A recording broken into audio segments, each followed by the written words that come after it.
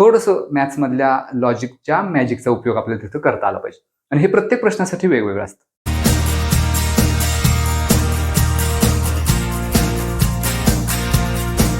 Hello friends, स्पर्धा परीक्षेमध्ये आपल्याला गणित आणि बुद्धिमत्ता चाचणी या विषयामध्ये वेगवेगळ्या प्रकारचे प्रश्न सोडवावे लागतात. आणि त्या प्रश्नांना सोडवण्यासाठी जर काही आपल्याला क्लुप्त्या शोधता येणार किंवा काही सूत्र जर शोधू शकलो आपण, तर त्याचा उपयोग करून त्या प्रश्नांची उत्तर आपण पटपट मिळवू शकतो. म्हणजे एखादा प्रश्न त्याच्यासाठी जर आपल्याला जास्त वेळ लागत असेल, 1 मिनिटापेक्षा जास्त, तर अशी काही सूत्र किंवा क्लुप्त्या आपण शोधू शकतो, वापरू शकतो, ज्याचा उपयोग करून आपण ती उदाहरणं पटपट सोडवू शकतो. हे जे 2 विषय आहेत, स्पर्धा परीक्षा गणित आणि बुद्धिमत्ता चाचणी, याच्यामध्ये कुठल्याही प्रकारचे प्रश्न असू देत, काही मूलभूत संकल्पना जसे की संख्यांचे प्रकार किंवा वर्ग, वर्गमूळ, घन, घनमूळ यावर आधारित जे काही प्रश्न असतात किंवा ही जी माहिती आहे ती बऱ्याचदा आपल्याला बऱ्याच ठिकाणी वापरावी लागते. म्हणजे संख्यांचे वर्ग हे आपण वर्गावर आधारित प्रश्न असतील किंवा घातांकावर आधारित प्रश्न असतील किंवा इंग्रजी वर्णमालेमध्ये किंवा शाब्दिक उदाहरणं सोडवण्यासाठी प्रत्येक ठिकाणी हे आपल्याला गरजेचं आहे. तर त्याच्या संदर्भात किंवा ते जे वर्ग आहेत किंवा वर्गमूळ आहेत किंवा संख्यांचे प्रकार आहेत, त्याच्या संबंधात जे काही क्लुप्त्या किंवा सूत्र आहेत ती आपण या व्हिडिओमध्ये पाहण्याचा प्रयत्न करूया. आणि आपण स्पर्धा परीक्षा गणित या विषयासाठी क्लुप्त्या आणि सूत्रे याच्यावर एक पूर्ण सिरीज करतोय. त्यातला पहिला भाग आज आपण सुरू करूया. तर जसे जसे आपल्या क्लुप्त्या येत जातील किंवा जसे आपला विषय पुढे पुढे जात जाईल, तसे तसे आपण वेगवेगळ्या विषयाशी संबंधित त्या क्लुप्त्या पाहत जाऊया. आज सुरुवात आपण करूया वर्गांच्या पासून. जर आपण वर्गांचा विचार केला तर सर्वात आधी आपल्याला हे जे वर्ग आहेत ते किमान 1 ते 30 हे तोंडपाठ पाहिजे. म्हणजे 21 ते 30 वर्ग जर लक्षात ठेवायला अवघड जात असतील तर त्याच्यासाठी सुद्धा एक ट्रिक आहे, एक क्लुप्ती आहे, आपण ती वापरू शकतो, ज्याचा उपयोग करून आपण ते जे वर्ग आहेत ते सहजपणे लक्षात ठेवू शकतो. पण तरी सुद्धा 1 ते 30 वर्ग हे तोंडपाठ असले पाहिजेत, कारण जर तोंडपाठ असतील तर आपला कॅल्क्युलेशनचा खूपसा वेळ वाचतो. तर त्यामुळं 1 ते 30 वर्ग हे आपले तोंडपाठ पाहिजेत आणि 1 ते 10 घन हे तोंडपाठ पाहिजेत. तर त्याचा उपयोग करून आपण वेगवेगळ्या क्लुप्त्या मग शोधू शकतो.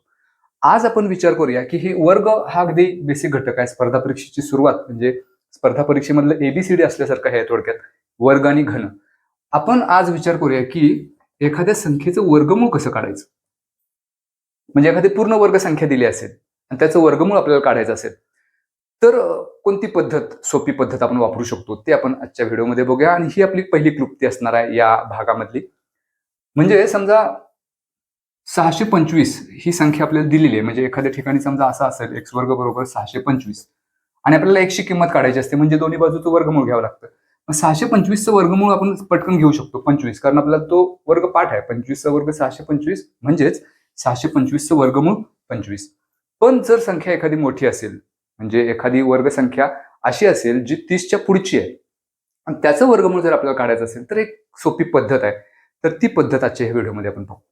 समजा संख्या आहे 1089 आणि याचा आपल्याला काढायचं आहे वर्गमूळ. मग ही संख्या वर्गमूळ चिन्हात ठेवूया. आता 1089 ही 900 पेक्षा मोठी संख्या आहे. 900 हा 30चा वर्ग आहे. मग 1089चं वर्गमूळ जर आपल्याला काढायचं असेल तर पुढचे वर्ग काय आपल्याला पाठ नसतात. मग इथे एक सोपी पद्धत आपण अशी वापरू शकतो. आता ह्या संख्येचं वर्गमूळ काढायला काय करायचं पहा. संख्या कितीही मोठी असू दे, कितीही अंकी असू दे, एकक स्थानचा अंक आपण पाहायचा. एकक स्थानी 9 आहे. मग आपण अशी कोणती संख्या असेल ज्याचा वर्ग जर केला तर त्याच्या एकक स्थानी 9 असेल असा विचार करायचा. मग इथं आपल्याला 1 ते 10 वर्ग पाठ पाहिजेत. म्हणजे 1चा वर्ग 1, 2चा वर्ग 4, अशा पद्धतीनं 10 पर्यंत आपण वर्ग या बाजूला लिहून घेऊया. तर असे 1 ते 10चे वर्ग आपण इथे लिहून घेतलेत.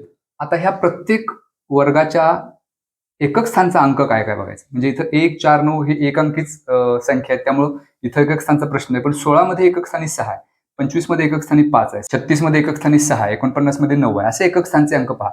तर ह्या संख्येचं वर्गमूळ जर आपल्याला काढायचं असेल तर इथं 2-2चे गट तयार करायचे. म्हणजे 89चा एक गट आणि 10 या संख्येचा दुसरा गट.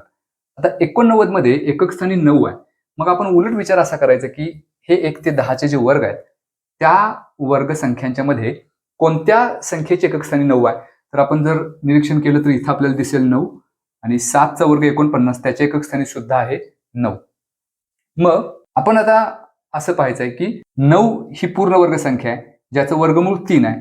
49 पूर्ण वर्ग संख्या आहे ज्याचं वर्गमूळ 7 आहे आणि या दोन्ही संख्यांचे एकक स्थानी 9 आहे. याचा अर्थ ही जी संख्या आहे 1089 त्याचं जे वर्गमूळ आपण काढणार आहे त्याच्या एकक स्थानी सुद्धा एकतर असायला पाहिजे 3 किंवा 7. मग इथं आपण लिहूया 3 किंवा 7. म्हणजे हा एकक स्थानचा अंक तर मिळाला आपल्याला. म्हणजे जी कुठली संख्या असणार आहे याचं वर्गमूळ त्याच्या एकक स्थानी एकतर 3 असेल किंवा 7 असेल. किंवा आहे, अजून आपल्याला नेमकं उत्तर मिळालेलं नाही त्यामुळे आपण इथं किंवा लिहिले. आता दशक स्थानचा अंक शोधायचा. आता इथे 2-2 जे गट केले त्यातला दुसरा गट जो आहे तो 10 आहे. आपण आता असा विचार करायचा की ही 10 जी संख्या आहे त्याच्या जवळची पूर्ण वर्ग संख्या कोणती?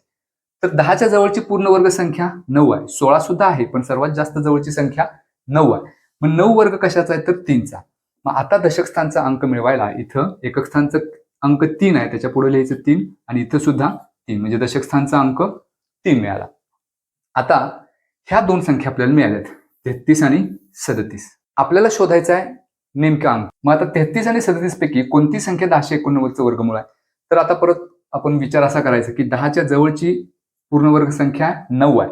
मग 9 ही संख्या 10 पेक्षा लहान आहे की मोठी आहे असा विचार करायचा. तर 9 ही संख्या 10 पेक्षा लहान आहे याचा अर्थ या दोन्हींपैकी जी लहान संख्या असेल ते आपलं उत्तर. मग 33 आणि 37 पैकी लहान संख्या 33 आहे त्यामुळे 1089चं वर्गमूळ असेल 37. तर ही सोपी पद्धत आहे ज्याच्याद्वारे आपण जर एखादी संख्या जी पूर्ण वर्ग असेल, हे सगळ्यात महत्वाचं, ती संख्या पूर्ण वर्ग असली पाहिजे तरच या पद्धतीचा उपयोग करून आपण त्या संख्येचं वर्गमूळ काढू शकतो जर आपल्याला वर्ग पाठ नसतील तर. आणि साधारणपणे 30च्या पुढचे वर्ग आपल्याला पाठ नसतात. ही पद्धत आपण वापरू शकतो. इथं फक्त आपण 1 ते 10 ह्या ज्या संख्या आहेत त्यांच्या वर्गांचा उपयोग केला. आणखी एक उदाहरण घेऊया म्हणजे ही संकल्पना आणखी क्लिअर होईल. पुढची संख्या आहे 1369. या संख्येचं वर्गमूळ आपल्याला शोधायचं आहे. मग इथे सुद्धा 2-2चे गट करायचे नेहमीच्या पद्धतीनं. पहिल्या गटामध्ये 69 ही संख्या आहे ज्याच्या एकक स्थानी 9 आहे. मग एकक स्थानी 9 असेल 1 ते 10 संख्यांच्या पैकी तर 1 ते 10 संख्यांचे जे वर्ग आहेत त्याच्या कोणत्या वर्गाच्या एकक स्थानी 9 आहे? तर 3 किंवा 49 ह्याच दोन संख्या आहेत. म्हणजे ह्याचं जे काही वर्गमूळ असेल त्याच्या एकक स्थानी एकतर असेल 3 किंवा 7. म्हणजे एकक स्थानचा अंक आपल्याला मिळाला. आता दशक स्थानचा अंक मिळवायचा. दशक स्थान इथं आहे 13.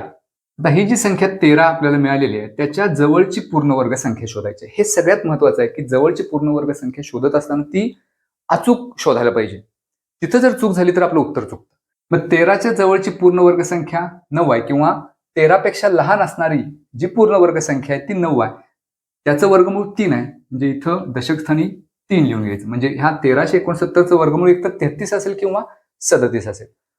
आता मगाशी जी आपण ट्रिक वापरली ती इथं वापरू शकत नाही. कारण 9 ही संख्या 13 पेक्षा लहान आहे म्हणून पुन्हा एकदा इथं ह्या दोन्हीपैकी लहान संख्या घेतली तर 33 येईल. म्हणजे 1369चं वर्गमूळ 33 जे असू शकत नाही कारण 33चं वर्गमूळ मगाशीच आपण बघितले. त्यामुळे तिथं दुसरी पद्धत वापरायची. कुठली पद्धत वापरायची?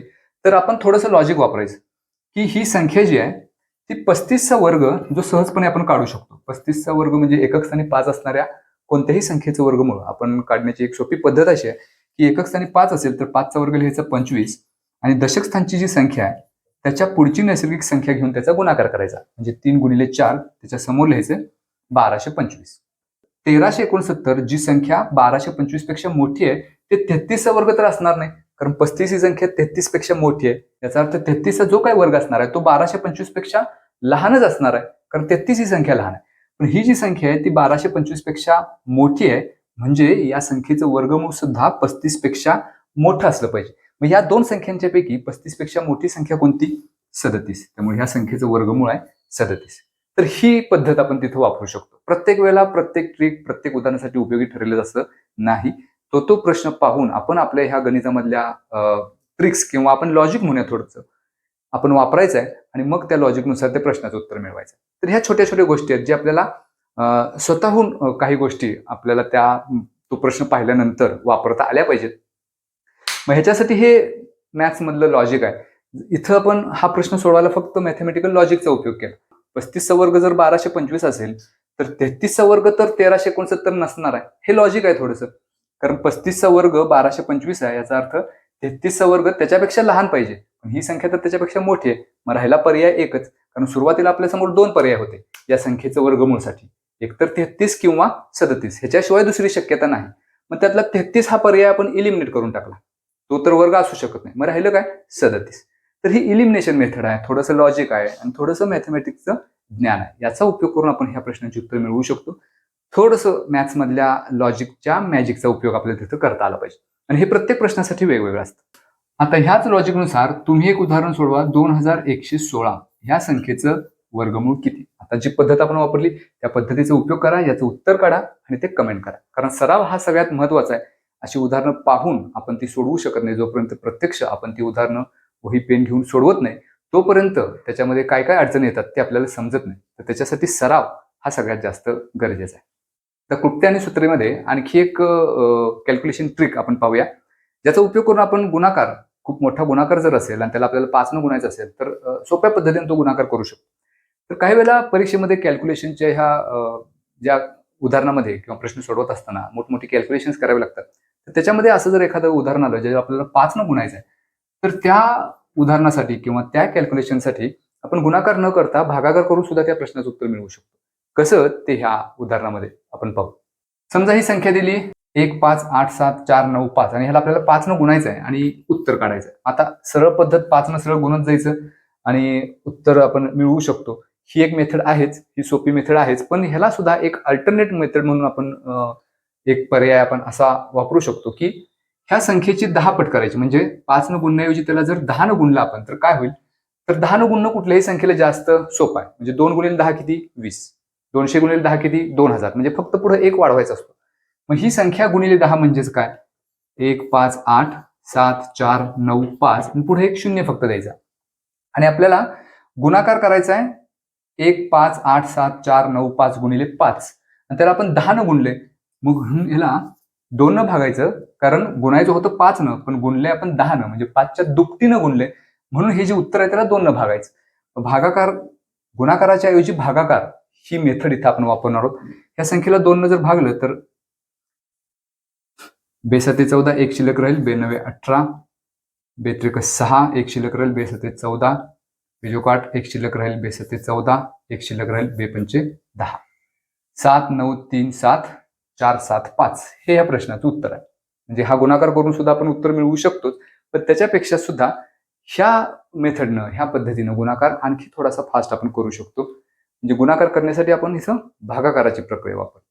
तर अशा बऱ्याचशा कॅल्क्युलेशन ट्रिक्स आपण उदाहरण सोडवत असताना वापरू शकतो. आता पुढची एक ट्रिक आपण बघूया, ज्याचा उपयोग करून आपण कुठल्याही संख्येचा वर्ग काढू शकतो.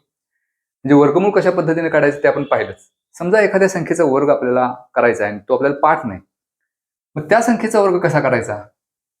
समजा 1 ते 30 पर्यंत वर्ग हे आपल्याला साधारणपणे तोंडपाठ असतातच, पण समजा तरी देखील त्यातला एक वर्ग आपल्याला पाठ नाही, समजा 23चा वर्ग आपल्याला मिळवायचा आहे. आणि ही जी पद्धत आपण बघणार आहोत, ही ट्रिक जी बघणार आहोत ती कुठल्याही संख्येच्या वर्गासाठी. म्हणजे आता इथं काय करायचं पहा, यामध्ये 2 अंक आहेत, एकक स्थानी 3 आहे, दशक स्थानी 2 आहे, त्या दोन्हींचे वर्ग करायचे. 3चा वर्ग किती 9 आणि 2चा वर्ग 4. फक्त या ट्रिक मध्ये एक लक्षात ठेवायचं की जे काय वर्ग आपण घेणार आहोत ते 2 अंकी संख्येच्या स्वरूपात घ्यायचं, कारण 4चा वर्ग 16 मिळतोय, 6चा वर्ग 36 मिळतोय, हे सर्व 2 अंकी वर्ग आहेत. पण 3चा वर्ग 9, म्हणजे कुठल्याही 2 अंकी संख्येच्या वर्गासाठी आपण वापरू शकतो अगदी 99 पर्यंत. 2चा वर्ग 4 हे 1 अंकी आहे, त्यामुळं कुठल्याही संख्येचा वर्ग 2 अंकी संख्येच्या स्वरूपात लिहायचं. पण इथं 3चा वर्ग तर 9 आहे, जी 1 अंकी संख्या आहे, मग ती 2 अंकी संख्येमध्ये कसं रूपांतर करायचं त्याचं, तर त्याच्या पुढे लिहायचा 0. म्हणजे 3चा वर्ग 9च्या ऐवजी लिहायचं 09, कारण 09 म्हणजेच 9. त्याच पद्धतीनं 2चा वर्ग 4 आहे, तिथे लिहायचं 04. तर ही सर्वात पहिली पायरी, ते जे 2 अंक आहेत त्यांचा वर्ग करून घ्यायचा. त्याच्यानंतर ह्या ज्या 3 संख्या आहेत 2, 3 आणि 2 यांचा करायचा गुणाकार. म्हणजे 2 6, 6 2 12. या इथं 9च्या खाली कुठलीही संख्या लिहायची नाही. हा जो गुणाकार आपल्याला मिळालाय 12, तो इथं लिहून घ्यायचा आणि यांची करायची बेरीज.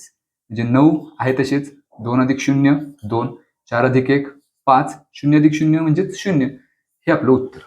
पण हीच पद्धत आपण इतर कुठल्याही संख्येच्या वर्गासाठी वापरू शकतो. आणखी एक उदाहरण बघूया, ज्याच्यामध्ये आपण 56चा वर्ग मिळवू याच पद्धतीनं.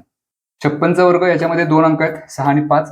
6चा वर्ग 36, जी 2 अंकी संख्या आहेच, त्याच्यामुळे त्याच्या अगोदर 0 लिहायची गरज नाही. 5चा वर्ग 25 इथे लिहून घेऊया. 6च्या खाली फुली करू आणि आता ह्या 3 संख्यांचा गुणाकार 5, 6 आणि 2. 5 गुणिले 6 30, 30 गुणिले 2 60. ही संख्या इथे लिहायची आणि यांची करायची बेरीज.